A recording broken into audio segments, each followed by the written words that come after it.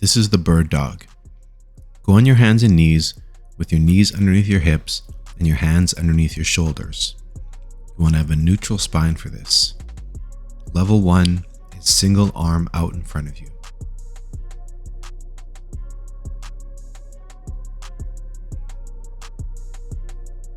Level 2 is single leg rubbing the ground.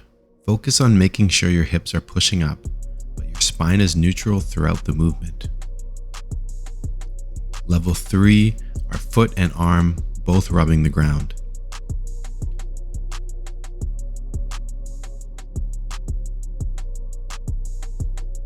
Level 4, opposite hand elevated and foot rubbing the ground.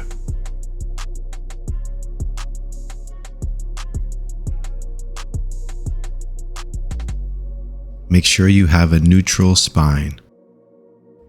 Level 5, legs and arms fully extended off the ground.